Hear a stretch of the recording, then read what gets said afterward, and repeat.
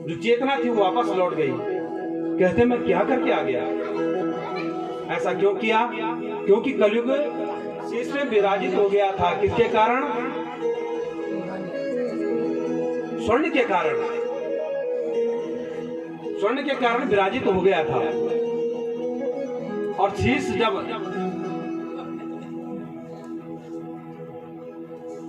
महाराज, उसके बाद क्या हुआ? जैसे ही बुद्धि चेतना में आई, कहते हैं कि मैंने कितनी बड़ी गलती कर दिया। क्षोभ होता है राजा परीक्षित को।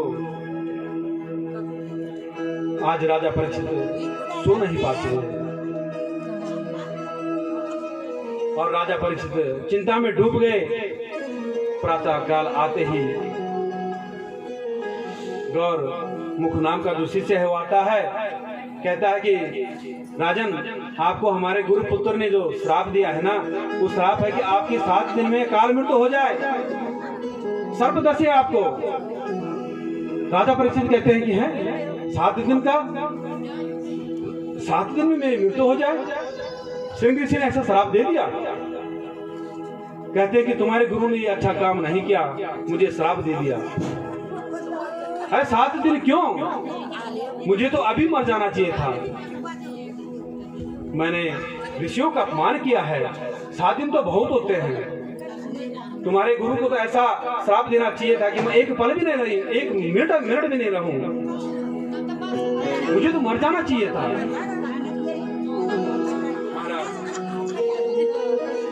कहते हैं और राजा परीक्षित जैसे ही कहते हैं कि मैं वहां भी आना चाहता था, लेकिन बढ़िया है कि मुझे श्राप मिल चुका है। और इसके बाद राजा परीक्षित अपनी पत्नी को बुलाते हैं आज, और अपनी पत्नी को बुला के कहते हैं कि देखो इरावती, मैं तुम्हें आज एक देखो सच्चाई बताना चाहता हूँ। कथा में जो व्यवधान करता है सबसे बड़ा पाप का भागीदारी होता है, इसलिए कथा में शांति बनाई होती है। मैं आप एक सत्य बताना चाहता हूँ इरावती, कि जो आज तक किसी ने बताया नहीं और ना किसी को पता होगा। इरावती कहती है बोलो क्या बात है? राजा परीक्षित ने आज नगर को सजा दिया, अपने महल को सजा दिया महाराज। राजा परीक्षित को पता हो गया कि मेरी मृत्यु होने वाली है, लेकिन जो भक्त हैं भगवान कृष्ण के, जिन्होंने भगवान कृष्ण के दर्शन गर्भ में कर दिए, उनको क्या कोई दंड मिल सकता था क्या? लेकिन महाराज राजा परीक्षित ने इरावती को बैठाया, कहा कि मैं तुझे आज एक परम सत्य, अखंड सत्य है कि मैं अपनी छाती पे हाथ रख के, अपने हृदय पे हाथ रख के कह सकता हूं कि मैं 7 दिन के अंदर नहीं मर सकता। 7 दिन के ही बाद मरूंगा, ऐसा बोल सकता है कोई? अपनी छाती पे हाथ रख के कोई कह सकता है ऐसा? एक पल का भरोसा नहीं है। 7 दिन तो बहुत दूर की बात है। और वैसे भी अगर देखो ना, आध्यात्मिक से गौर से सोचो, हमारे पास कितने दिन हैं? कितने दिन हमारे पास? 7 ही दिन तो है सबके पास। जब हम एक हफ्ता बोल दो ना, 7 ही दिन, सोम मंगल बुध बृहस्पति शुक्र शनि, एक बाद इतवार, फिर सोमवार जाओ। और यूं 7 ही दिनों में अमर जन्म और यूं 7 ही दिनों में अमर मृत्यु हो जाओ। और काला नाग जो तक्षक का कौन है? काल रूपी समय की जो बेला है वही तो तक्षक है ना, और हर किसी को डसता है। आज किसी की बारी, कल मेरी बारी, परसों और किसी की बारी, ये तो चलता रहता है ना। सबकी मृत्यु 7 ही दिन में तो होती है ना। 7वें से 8वां दिन कोई नहीं है। और महाराज इस काल रूपी सर्प ने सबको डसना है, एक दिन सबके लिए आएगा।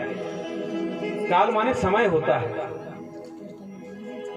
महाराज कहते हैं कि मैं छाती पे हाथ रखकर कह सकता हूं कि मैं 7 दिन में नहीं मर सकता, 7 दिन के ही बाद मरूंगा, 7वें दिन में। क्योंकि ऋषियों ने मुझे वरदान दिया है, श्राप नहीं बोलते, वरदान दिया। अब मैं 7 दिनों में अपने कल्याण का मार्ग सोचूंगा। महाराज दूत को बुलाया, तुरंत सूचना दी। जन्मेजय जो बड़े पुत्र हैं उनको बुलाया, राजगद्दी पे अभिषिक्त किया और कहा पुत्र मैं सुदूर गंगा तट पे जाना चाहता हूँ। आज राजा परीक्षित के घर में थोड़ा तनाव है, कोई नहीं चाहता कि हमारे माँ पिताजी हमसे दूर जाएं। निकल जाते हैं राजा परीक्षित, राजा अभिषिक्त करके और चले जाते हैं। महाराज जब भी कहीं भी तीर्थ यात्रा पे जाओ तो मन में भाव बना के जाओ कि सिर्फ मनन हो तो ईश्वर का हो। सबसे पहले अपनी अंतरात्मा में भगवान के दर्शन कर लो, और जब अपनी आत्मा में भगवान के दर्शन हो गए तब तीर्थ यात्रा सफल हो जाती है। मेरा बोलना मतलब भी हो चाहिए घूमना का वास्ता नहीं जान चढ़ा, तीर्थ यात्रा भरा घूमना का वास्ता नहीं जान चढ़ा। घूमना का वास्ता जाए लेना तो भगवान से प्रीति नहीं होगी, और भगवान को अपने हृदय में बसा के चलो तो तीर्थ यात्रा जो होती है सफल हो जाती है। भूख लगे तो मांगी खाइयो, गिनियो ना सांझ सवेरो। भूख लगे तो जो मिल गए वो खा लो, और गिनियो ना सांझ सवेरे, ऐसे मत गिनो इतने दिन हो गए। भगवान से प्रीति जब लग जाती है तो समय का पता नहीं चलता। आप लोग जब बैठते हो ना यहाँ पे 3 घंटे, 3.5 घंटे, 4 घंटे, आप मैं देखता हूँ आप बिल्कुल हिलते नहीं है। क्यों नहीं हिलते? क्योंकि भगवान के चरणों में तुम्हारी प्रीति लगी हुई है, हमारी प्रीति लगी हुई है। हम यहाँ सुबह से बैठ जाते हैं महाराज और उठते नहीं है। जो आसन है उसी आसन पे है।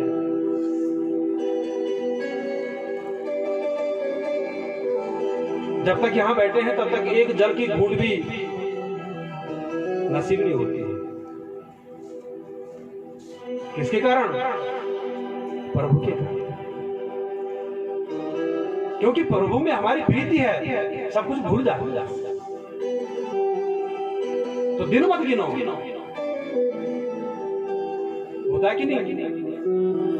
जब वाल का खत्म हो जाए, समाप्त हो जाए, विराम हो जाए, आर टेंट इन अब तब हम बैठे ना, 5 मिनट नहीं बैठ सकता, विरक्त लगेगा, कोरा।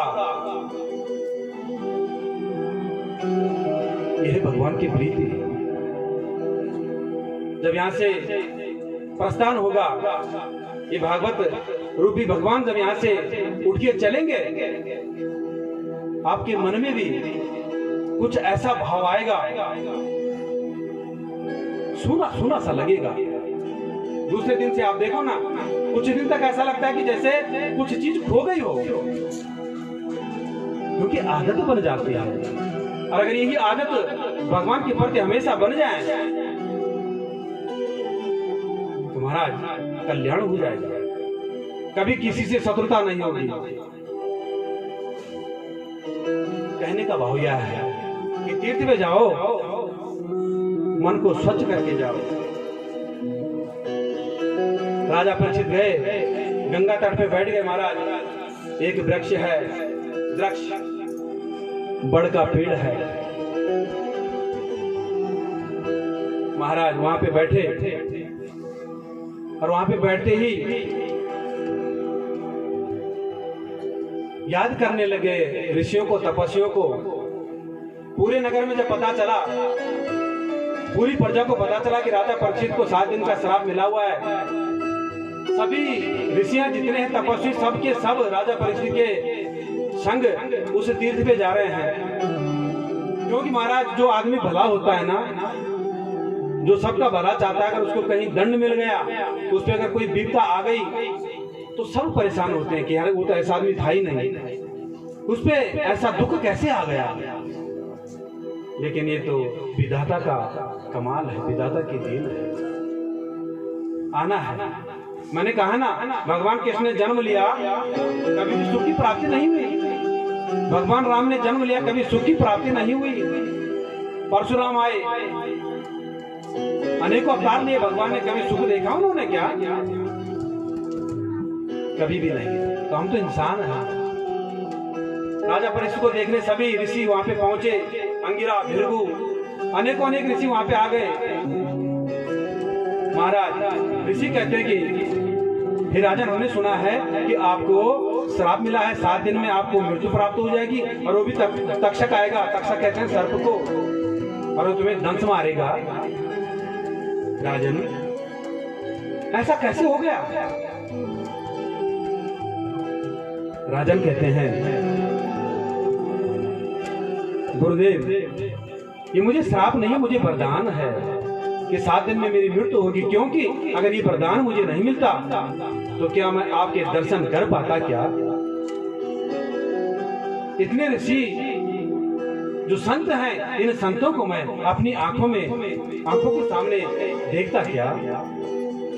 ये ऐसा संभव हो सकता था क्या? नहीं। ये तो वरदान है मुझे श्रृंग ऋषि का, जिन्होंने मुझे ऐसा वरदान दे दिया कि मैं संतों की गोद में बैठ के विचार करूं, कथा श्रवण करूं, ज्ञान की प्राप्ति करूं। ऐसा सुमार्ग मेरे ऋषि ने मुझे दे दिया। आप कह रहे हो कि श्राप? ये श्राप नहीं है, ये तो वरदान है मेरे लिए। और ऐसा वरदान मैं बारंबार चाहता हूं। कौन नहीं चाहेगा कि ऋषियों के बीच में मैं रहूं, संतों के बीच में मेरा जीवन जो 7 दिन का ये व्यतीत हो। आज ऋषि बड़े प्रसन्न हुए, गदगद हुए महाराज राजा परीक्षित के वचनों को सुन के। अब देखो ना, परीक्षित के आगे कौन कौन बैठे हैं? अंगिरा, भृगु, अत्रि, पिपला, ये सब बैठे हुए हैं। और उनके सामने और ऋषि कौन है? ब्रह्मा जी के पुत्र वशिष्ठ, और वशिष्ठ के पुत्र शक्ति, शक्ति के पुत्र पराशर, पराशर के पुत्र वेदव्यास, कृष्णद्वापन, ये बैठे हैं और सबसे चर्चा करते हैं, सबसे एक ही प्रश्न करते हैं राजा परीक्षित कि महाराज, मेरा मुक्ति का उपाय क्या है? 7 दिन में मुझे मुक्ति कैसे प्राप्त होगी? कैसा मेरा कल्याण होगा? आप मुझे कोई उपाय तो सोचिए, मुझे कुछ सुझाव तो दीजिए। लेकिन महाराज, किसी ऋषि के पास जवाब नहीं है। आज राजा परीक्षित सोचते हैं कि मेरे दिन निकलते जा रहे हैं, कोई भी ऋषि उनको मार्ग बताने में सक्षम नहीं हो पाते। महाराज देखो ना, इतने में लाडले जो सुखदेव जी हैं, सुखदेव मुनि जो हैं, वो तपस्या में लीन हैं। आज उनको ऐसा लगा जैसे आदेश मिल गया वो भगवान का। कौन है सुखदेव जी? कृष्णद्वैपायन व्यास जी के पुत्र हैं, जो कि अपने पिताजी से भागवत श्रवण करने के बाद निरंजन वन में चले गए थे। आज उनको सपना जैसा हुआ, तुरंत उठे और उठते ही चले कहां? सोचा कि राजा, चलो राजा परीक्षित के पास। निकल के उठे और राजा परीक्षित के पास पहुंचने। राजा परीक्षित बैठे हैं। सभी ऋषियों ने देखा कि सुखदेव मुनि का आगमन होने वाला है, तो सभी सोचते हैं कि सुखदेव मुनि के साथ हजारों की भीड़ होगी, बड़े संत हैं भाई। जब कोई बड़ा आदमी आता है तो कितनी भीड़ होती है उनके साथ। आज तो मतलब अब जन हम बता सको नहीं तो मतलब जन नेता नहीं, अब जब नेता नहीं दोबार कब भीड़ लगी बाबा चुना रहे नहीं उन्हें डगे हो सपे सुपे आज फलाना निकलना बैंड बाजा सही है ना। लेकिन ये क्या है? ये कपट सेवा है। दिखाओ। अब जब नेता तो लांग एक बात, लेकिन ये नेता नहीं है, ये तो परम लाडले भगवान के कृष्ण के परम भक्त सुखदेव मुनि, जो स्वयं भगवान के स्वरूप हैं। किसी भी युग में ऐसा व्यक्ति नहीं हुआ जैसे सुखदेव मुनि है। आज सुखदेव मुनि जब आ रहे हैं तो हजारों की भीड़ तो नहीं है महाराज, लेकिन नगर के छोटे छोटे बच्चे, छोटे छोटे कन्याएं, स्त्रियां उनके पीछे दौड़ रहे हैं, कहते हैं नंगा बाबा आ गया, नंगा बाबा आ गया। 4 अंगुल की जो लंगोट पहन के, और वो भी केले के छिलके की, और बाकी दिगंबर आ रहे हैं। महाराज सुखदेव मुनि के पास कमंडलू नहीं है, कमंडलू ना महात्मा के पास वो नहीं है, झोली नहीं है, एक माला है, बाकी दिगंबर खाली हाथ है, कुछ नहीं है, और केले के छिलके की 4 अंगुल की लंगोट पहने हुए हैं। ऐसा भेष मेरे सुखदेव मुनि का। निकलते हैं, चलते चलते जब आते हैं और सीधे आके बैठ जाते, किसी से बात नहीं करते। सभी ऋषियां जो है प्रणाम करते हैं सुखदेव मुनि को। 16 वर्षीय 16 वर्ष के सुखदेव मुनि, और जो वहां बैठे हुए हैं वो उनके दादा परदादा, पिताजी भी उनके वहां बैठे हैं, व्यास जी, बाबा भी बैठे हैं, वशिष्ठ जी, पराशर जी, और सबसे ऊंचे आसन पे बैठे आज सुखदेव मुनि। राजा परीक्षित उठे, उन्होंने प्रणाम किया, शीश रखकर उनके चरणों पे। आज बड़े भागी हैं राजा परीक्षित, कहते हैं कि मैं बड़ा भागी हूं जो मेरे पास आज मुनि आ रखे हैं, क्योंकि आज उल्टी गंगा बही है। कुआं प्यासे के पास खुद आया, प्यासा कुएं के पास नहीं गया, खुद मुनि आ रखे हैं सुखदेव मुनि। अर्जुन राजा परीक्षित कहते हैं, एसां संस्मरणा पुंसा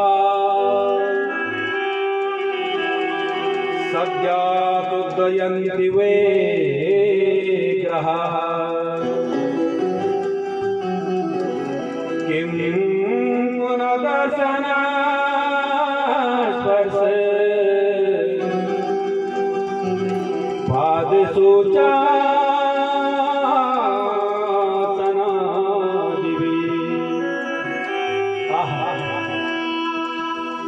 अच्छी स्तुति करते हैं सुखदेव मुनि की। हे भगवान, हे गुरुदेव, आप स्वयं पधारे, मैं तो बड़ा भागी हूँ, मैं धन्य हो गया हूँ, आप जैसे मुनि यहाँ पधारे हैं। तेज उनके चेहरे पे इतना तेज है, चमकता हुआ चेहरा। और महाराज सुखदेव मुनि की एक विशेषता और है, जब भी वो आश्रम में अपने कुटिया पे रहते हैं ना, 5 स्थानों पे भिक्षा का लेन करते हैं अपने लिए, 5 घर पे, 6वें घर पे नहीं जाते। विवाह जब होता है ना तो वरनारायण को हम 5 स्थानों पे भेजते हैं, 5 परिवारों में, 5 परिवार से भिक्षा लेके आए, कहते हैं ना, वही तो है। बस 5 ही घरों से भिक्षा लेते हैं, और ज्यादा देर नहीं, सिर्फ ये बोलेंगे भिक्षाम देहि। अगर 6 मिनट के अंदर कोई आ गया भिक्षा देने के लिए तो ठीक है, नहीं तो चले जाते। इसीलिए कहते हैं संतों को अपने घर पे इंतजार मत करवाओ, संत जब आए तुरंत भिक्षा दे दो ताकि आगे जाए, क्योंकि उनका समय नष्ट होता है। 6 मिनट से ज्यादा नहीं लगना चाहिए संत को भिक्षा देने। सुखदेव मुनि को इतना ही समय लगता है जितना गहू को धोने में लगता है। मेरी माता बहन सब बैठी जय, फिर बताओ तो गोड़ पे जाने तक टाइम लगता। हाँ जय गोड़ न्याण जल बात है, जल रसा लगाना, फूट बंधना, खेतुड़ जा, वो तो 1 घंटा बहुत। पर अगर जो सत गाय है, जो सिर्फ दूध दे दे, कितना समय लगता है बताओ तो? 7 मिनट लग देना, 6 से 7 मिनट लगता है। 6 से और 7 मिनट में एक गऊ का दोहन किया जाता है। वह इतना ही समय लेते हैं सुखदेव मुनि, जितना कि एक गऊ धोने में। इतने के बाद निकल जाते हैं। ये गुड रही से ठीक कोई पूछो तुम तब बताए कि 6-7 मिनट लगे बस। महाराज अब राजा परीक्षित देखो ना, प्रार्थना करने के बाद पूजन, उनका पूजन करने लग जाते हैं। और जब कभी ऋषि थी ना इशारा कर दी कि राजा परीक्षित ज्यादा पूजन मत करो, क्योंकि अगर ज्यादा प्रसन्नता करोगे ना इन ऋषियों की, सुखदेव मुनि की, ये उठ के चले जाते हैं, क्योंकि अपनी प्रशंसा नहीं चाहते। वो तो संत हैं। अतः पृच्छामि संसिद्धं योगिनां परमं गुरु पुरुषस्य हयत् कार्या निर्यमाण्यात् सैवथा।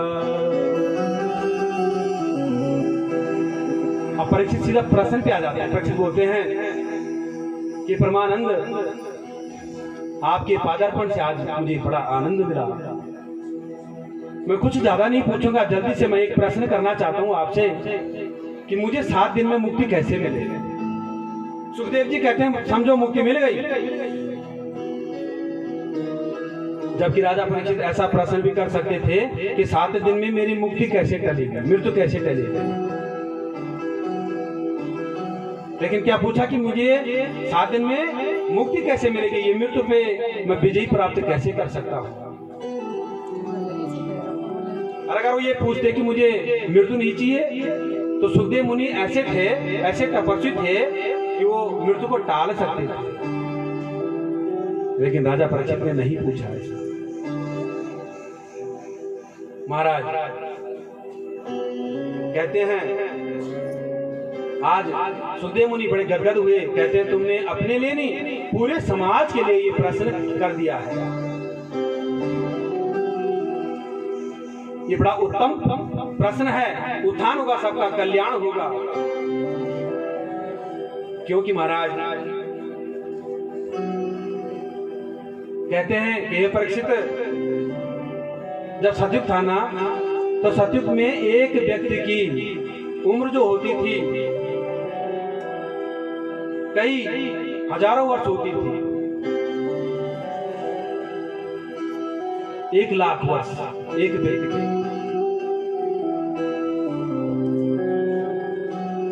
और जब त्रेता आया तो 1 जीरो घट गया हमारा। कितना हुआ था? 1000। द्वापर आया 1 जीरो और घट गया। और कलयुग में आते आते आप तो आयु क्षीण होने वाली है। महाराज क्योंकि सतयुग में 4 पद थे, त्रेता में 3 पद थे धर्म के, द्वापर में 2 और कलयुग में 1 ही पद है। इसीलिए तो धर्म रूपी जो बैल था ना, वो कहानी पहले क्यों आई? 1 ही पैर से खड़ा है। ये कलयुग की बात है। धर्म का 1 ही पैर खड़ा है, वो है सत्य। बाकी पवित्रता, दया, ये सब चला गया। तो सत्य का साथ जब तक देते रहोगे, तब तक कलयुग को कुछ नहीं बिगाड़ सकता। और जिस दिन सत्य का साथ छोड़ दिया महाराज, उस दिन कलयुग का प्रभाव पूरा पड़ जाएगा। इंसान इंसान को खाएगा। आत्मा में सत्य की प्रेरणा लो। महाराज कहते हैं, सुखदेव जी कहते हैं कि हे राजन, तुमने पूरे संसार के कल्याण के लिए आज प्रश्न किया है। बहुत अच्छी बात है। मैं तुम्हें बताता हूं, क्योंकि जीवन ऐसा है कि जीवन आज है, कल मिलेगा, ये भरोसा नहीं है। कल मिलता है कि नहीं, कोई पता नहीं है। तस्मात् भारता शर्वा आत्मा भवानी शिरो हरि श्रोतव्या कीर्तव्यश्च स्मर्तव्येषातव्यम्। जल्दी मरने वाले के लिए वालों की परीक्षित एक ही काम करना चाहिए। और कौन सा काम करना चाहिए? भगवान का मनन करो, अपने हृदय अंतर में ईश्वर का वास कर दो। क्योंकि श्वास श्वास पर कृष्ण भजी वृथा श्वास जान खोया। ना जाने यह श्वास ना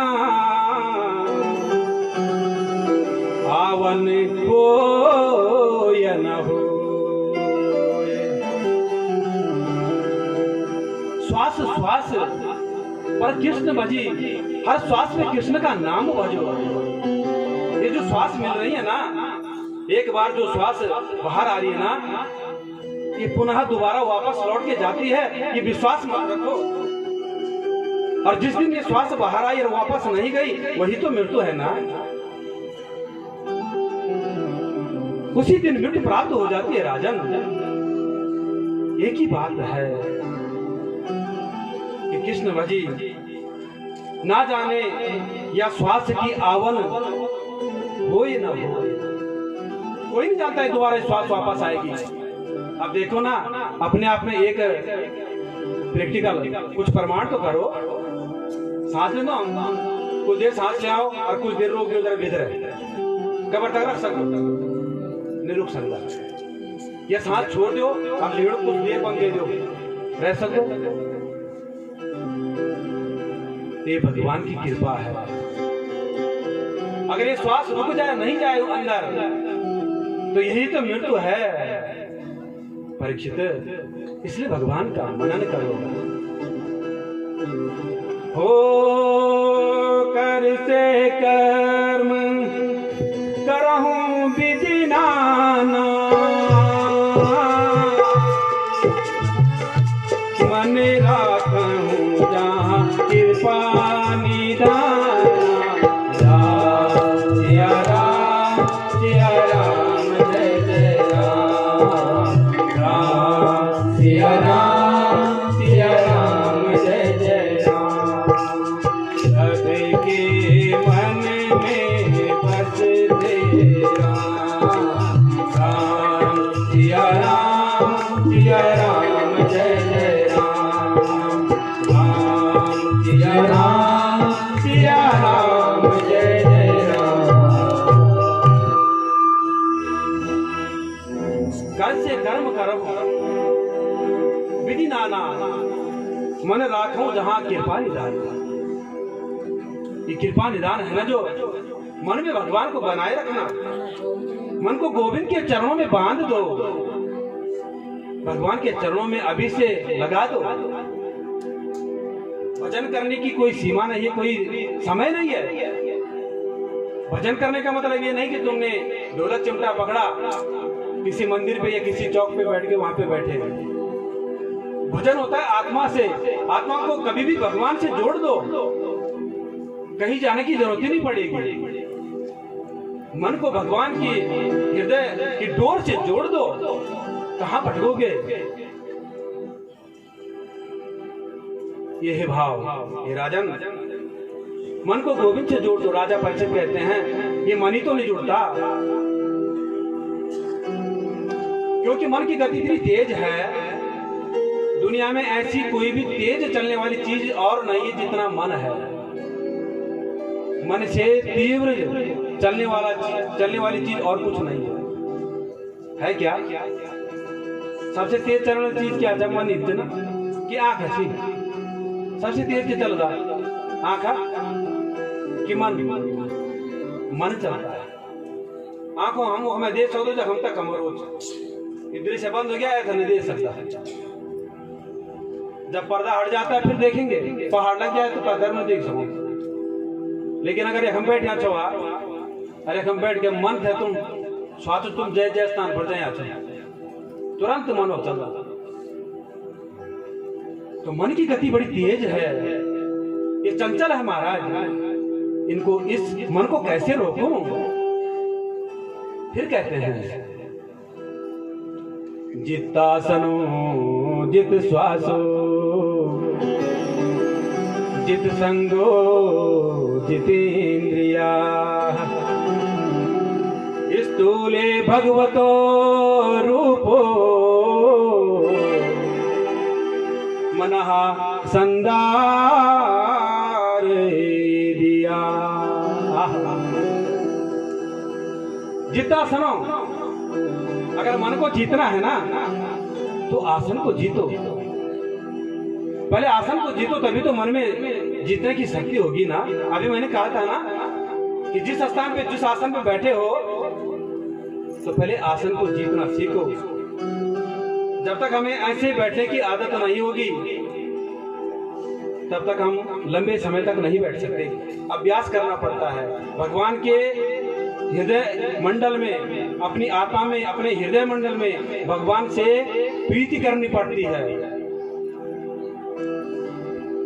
भाव बनाना पड़ता है, तब जाके आसन जीता जाता है। नहीं तो हर किसी की बात थोड़ी कि ऐसे बैठ जाए।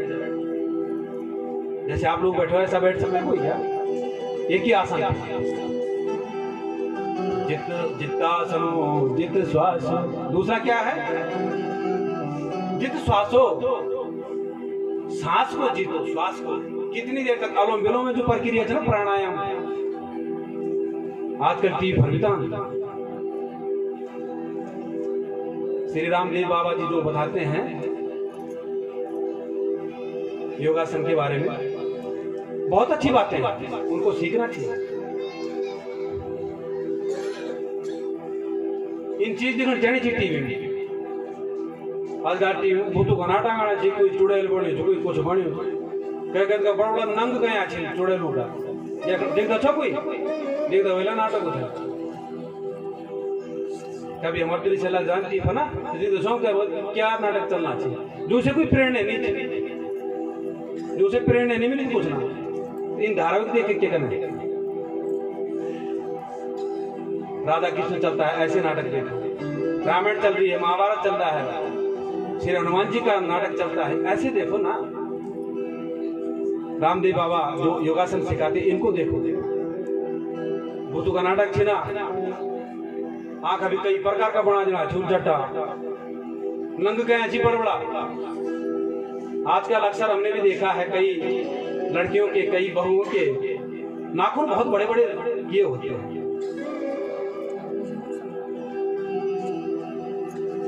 उतना तार का नखो भर भरा, नाखून किसके बड़े थे? पूतना के, तार का, साड़ी का। साड़ी का पुत्र नहीं बनो दी, देवी बनो। उन नाखूनों से क्या लाभ है? गलती से अपने बच्चा बेटा पकड़े जाओ तो फिर भी जख्म हो जाला। नाखूनों को नहीं रखना चाहिए, उनसे कई बीमारियां फैलती हैं। महाराज इस प्रकार से तो प्रेरणा वाली चीजें देखनी चाहिए। तो क्या कहा? जित श्वासो, अनुलोम विलोम प्राणायाम करो, फिर मन पे बस होगा। तीसरा जित संगो, बहुत अच्छी बात है। कथा में बहुत कुछ आता है लेकिन हमारे पास समय कम रहता है बताने के लिए, प्रेरणा देने के लिए बहुत कुछ है श्रीमद् भागवत में, पर समय की कमी के कारण हमें जल्दी जाना पड़ता है। जित संगो, संग माने मित्रता। संग को ऐसा संग करो जिससे कोई प्रेरणा मिले। अगर बुरा संग करोगे तो बुरी ही आदत बन जाएगी। जब हम 4 ताश खेलने वाला हो, अगर हम खड़ा हो जाला 1 दिन 2 दिन 3 दिन 4 दिन 5 दिन 6 दिन 7 दिन तो हर जमी बैठ जखम पीणो वाला बसते बसते बसते बसते कुछ दिन बाद वो लग जाम जैसे अपन मन बस नीच और जय का मन भर बस चा वैसे तुम कच्चे में बैठा दो, चाहे जो एक समय बैठा दो, चाहे तुम मदिरा पाना के समय बैठा दो, वो हिलता भी नहीं। ये मन को बस करने की ये विधान है, नियम चाहिए, संयम, नियम संयम। जित संग हो ऐसा संग अपनाओ जिससे प्रेरणा मिले। महाराज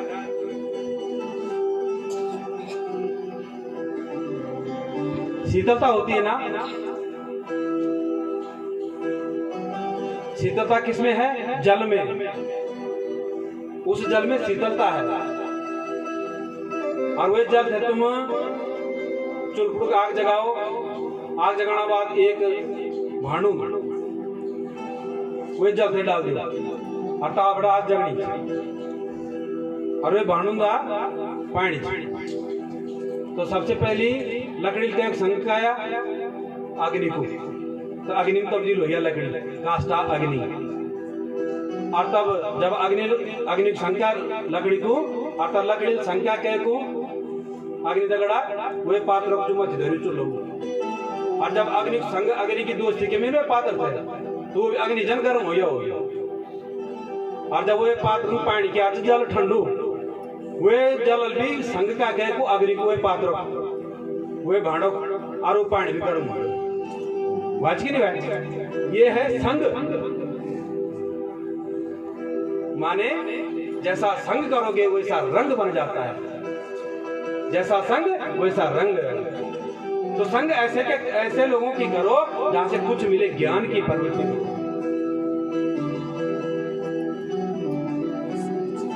कहने का भाव यह है तो जित संगो। और फिर क्या है? जितेंद्रिया। हमारी जो इंद्रियां है ना इनको बस में करो। अगर ये इंद्रियां बस में हो जाएं तो महाराज फिर आप अपने मन को जीत सकते हो। स्थूले भगवतो रूपे मना सांदर देहता, मन फिर स्थिर हो जाता है। इसी प्रकार से राजा परीक्षित समझा रहे हैं।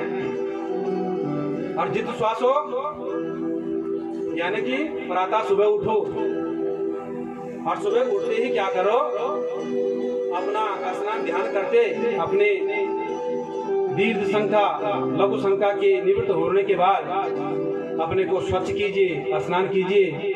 और स्नान करने के बाद अपने एक स्थान पे बैठे कुछ देर और प्राणायाम करें, अनुलोम विलोम, जिसको हम संध्या के माध्यम से भी करते हैं। जो संध्या होती है ना वहां पे भी अनुलोम विलोम होता है, प्राणायाम होता है। अगर ऐसी आदत बन जाए तो मन स्थिर हो सकता है। और सुबह तो उठना ही चाहिए ना, प्रातः हर किसी को उठना चाहिए। ये समझने की बातें हैं। एक संत ने लिखा हुआ है, उठ जाग मुसाफिर भोर भयो, अब कहाँ जो सोवत है। उठ जाग मुसाफिर भोर भयो, अब कहाँ से सोवत है। उठ जाग मुसाफिर भोर भयो, अब कहाँ से सोवत है।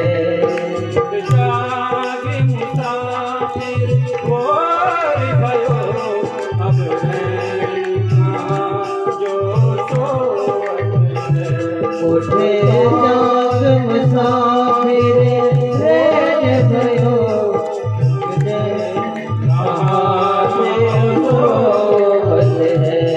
जो जागत है सो पावत है, जो सोवत है वो खोवत है। जो जागत है सो पावत है, जो सोवत है तो खोवत है। जाग मुसाफिर,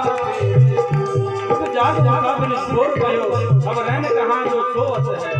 और आंखें तो खोलो, प्रातः काल हो चुकी है, भोर आ चुकी है।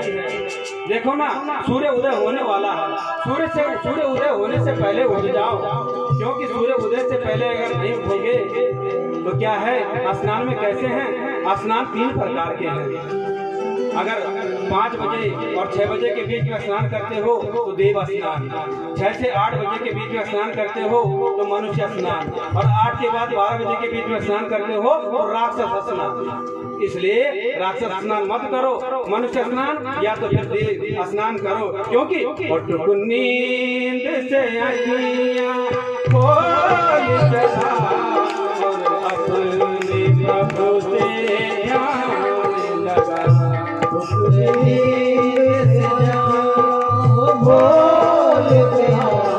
अपने प्रभु से तो ध्यान लगा। उठ जाग मुसाफिर और भयो, अब कहाँ तो सोवत।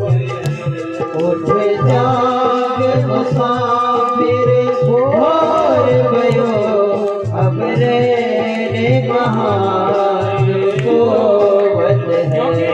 ये तो है ना समय, सुबह का समय जो है ये सपने देखने का नहीं है, सपने में खो जाने का नहीं है, किसी से प्रीति प्रेम करने का समय नहीं है। ये तो भगवान के मनन करने का समय है, भजन करने का समय है, क्योंकि यह प्रीति करन की रीत नहीं, यह प्रीति करन की रीत नहीं। प्रभु जागत है तो सोवत है, प्रभु जागत है तो सोवत है।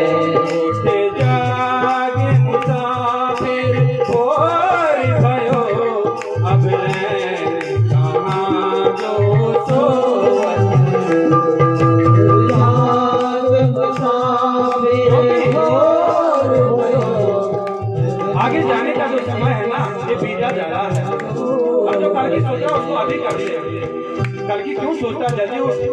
और जल्दी उठने से क्या कर, अपना स्नान इत्यादि कर, अपने दीर्घ संख्या लघु संख्या से निवृत्त होकर स्नान कर, प्राणायाम कर और भगवान का मनन करते हुए फिर आगे के जो कर्म है ना, नित्य कर्म करने के बाद अपने जो कर्म है आगे बढ़ना है। उसकी सोच कल की क्यों सोचता है, अभी वर्तमान में जीना, क्योंकि जो कल करना वो आज कर ले, जो कल करना वो आज कर ले, जो आज करना वो अभी कर ले। उठ जाग मुसाफिर अब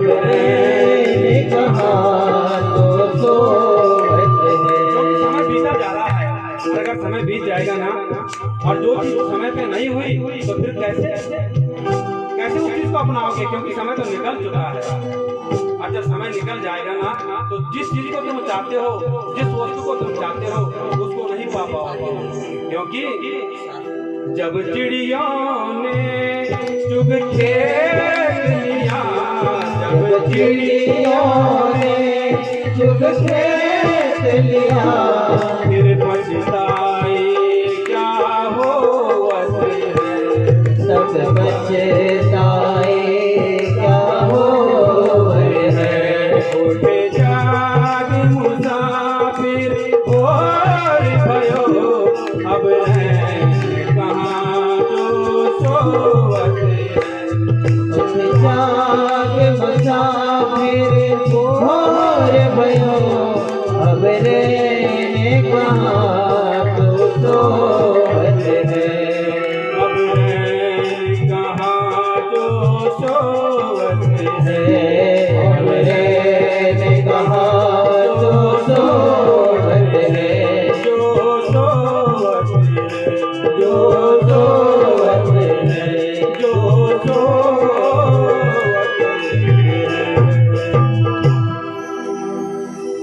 महाराज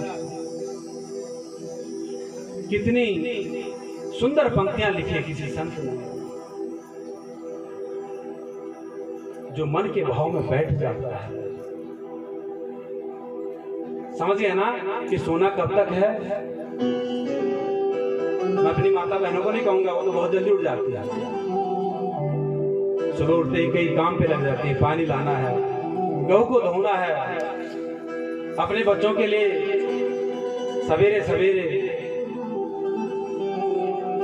कल रोटी बोल दी वो बहनी, अब तो नाश्ता बोल दो, अब तो ब्रेकफास्ट बोल दी लो। कितना प्यारा भाव भरा हुआ है इन पदों में। तो मैं माता बहनों को नहीं कहूंगा, वो तो प्रातः काल जल्दी उठ जाती है। और यही शिक्षा अपने परिवार में बच्चों को भी दो, जल्दी उठो। महाराज सूर्य उदय के बाद जो सोता है ना, उसकी बुद्धि मलिन होती है, मलिन बुद्धि ना गंदा हो जाता है। और जो प्रातः काल उठ जाता है उसकी बुद्धि स्वच्छ होती है, मन स्वच्छ होता है। कभी देखो ना, उठिए तो सुबह प्रातः काल भोर तो देखो, सुबह सुबह ऐसी आबहवा, पूरा शरीर खिल उठता है। ये प्रेरणा सिखाते हैं हमें शास्त्र, श्रीमद् भागवत क्या सिखाता है, यही तो सिखाता है। और इनको अपने मन में, अपने हृदय में गांठ बांध लो, यूं की बांध लो, गांठ बांध लो, ये बेर बेटे। और जो गांठ शत्रु की गांठ क्या थी ना, मोह, लोभ, अहंकार, क्रोध, मद, मत्सर, ये शत्रु चाहिए, दुश्मन चाहिए जो हमारे भीतर से, वो तो छोड़ दो, वो 6 शत्रु तो छोड़ दो और ये गांठ बांध दो। अगर गांठें बांधनी है ना हृदय में, अगर मन में गांठें बांधनी है ना, तो भगवान की प्रेम की गाथाओं की गांठों को बांधो, और जो शत्रु की गांठें इनको तोड़ दो, छोड़ दो। महाराज राजा परीक्षित बड़े भावुक हो गए। शास्त्रों में ये भी लिखा है, कराग्रे वसते लक्ष्मी कर मध्य सरस्वती करमूलेस्तो ब्रह्मा पर्वते करे दर्शनम। कराग्रे वसते लक्ष्मी, कैसे? कराग्रे वसते लक्ष्मी, ऐसे करके सुबह उठ के ऐसे करना चाहिए। देखो अपनी हथेली को, हथेली को देखने के बाद वसते लक्ष्मी, कराग बोलते हैं हाथ को, करपात्र, और इस करपात्र को जोड़ो, लक्ष्मी का वास देखो, सरस्वती को देखो, ब्रह्म को देखो, और फिर ऐसे करके और अपने शरीर, सर से और पांव तक मल मल, ये आशीर्वाद मिलता है प्रभु का। लेकिन आजकल क्या जा, कराग्रे चाय कपू, प्रातः काल चाय कप बिस्तर में मिल सीधा। इन चीजों को छोड़ो, और जो सद्मार्ग देगा, जो मुक्ति प्रदान करेगा, इन चीजों को पकड़ो। इसलिए महाराज बड़े भावुक होते हैं राजा परीक्षित, और कहते हैं कि प्रभु मैं आप धन्य हूं, आप जैसे महान मुनि मुझे श्रीमद् भागवत का रसा स्वाद आप मुझे पान करवा रहे हैं। महाराज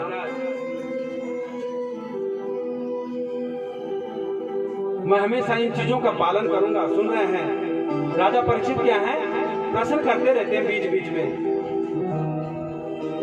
कहते हैं कि हे मुने, आपने कहा कि परमात्मा का चिंतन बढ़ाओ और चिंता घटाओ, ठीक है। कहते हैं कि भगवान की सारी सृष्टि रची हुई है, और ये सारी सृष्टि अगर भगवान ने रची हुई है तो भागवत कहता है